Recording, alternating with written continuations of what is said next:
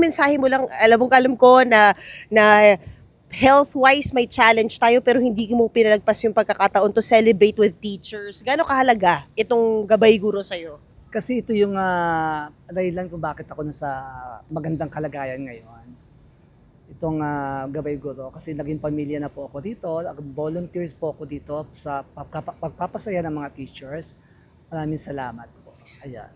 You're looking great.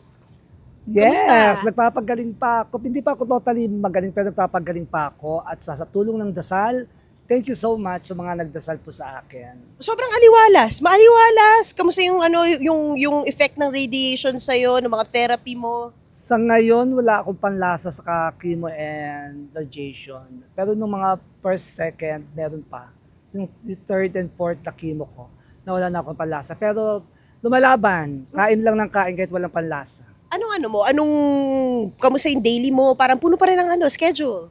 Yes, hindi naman. Ang daily ko is para ako sa school. Pumupunta sa radiation, sa hospital, tapos umuwi agad. Tapos kinabukasan, punta ulit ng hospital. Ganun. Kamusta yung ano yung mindset mo? Sino nagpapalakas sa'yo? Sinong support system mo? Nagpapalakas sa akin, siyempre si Ma'am Sheikha Valdivia, thank you so much sa aking anghel. Talagang dinala niya ako sa magandang lugar, magandang place, ang Asian Hospital. Maraming salamat. Oo, grabe no? MVP group. Correct. MVP, thank you so much. Gabay Guro, thank you. Mga teachers, I love you. Salamat sa dasal. Anong favorite subject mo? Naalala mo pa ba, Ate Gay, noon? Pilipino kasi marami ako salitang ugat. Ano mo? Kamusta ka bilang estudyante noon? Ay, marunong ako. Masipag, hindi naman marunong. Kasi nadadaig ng masipag ang marunong. Balikan lang po natin itong mo. Kamusta yung tumor, yung sa leeg mo? Wala na siya.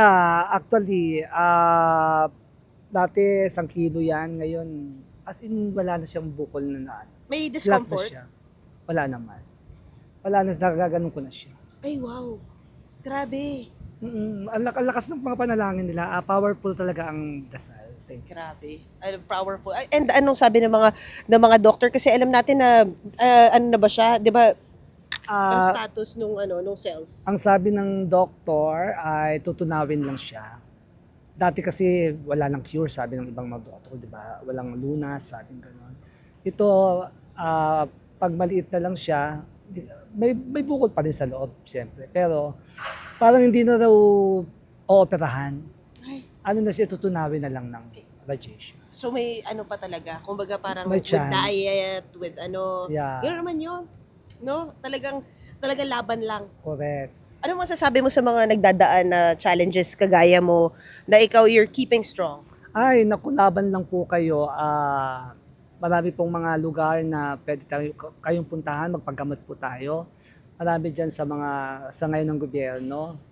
Huwag ko kayo matatakot magpagamot. Thank you, thank you, thank you. At saka magdasal po tayo nang sa ganun gumaling po tayo. Gumaling tayo. Sumakit ang ulo ko. Sex bomb, sex. Ganun. I love it. Thank you, Ate Gay. Alam mo kung yung mommy ko kasi I lost her to cancer. May